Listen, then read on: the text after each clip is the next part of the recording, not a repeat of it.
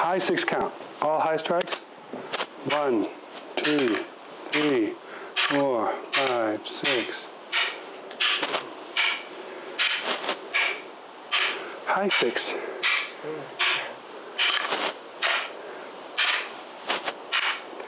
Two, 3, 4, 5, 6, and it's always with a little body turn, and turn back, and then turn towards. We're turning towards, away from, and away from. Towards the strike, away, and away. Towards, away, and away.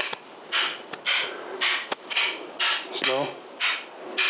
Now move backwards.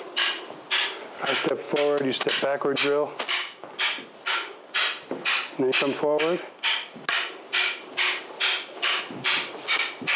Side to side. Wait, go forward a little bit more. Now go a little side to side.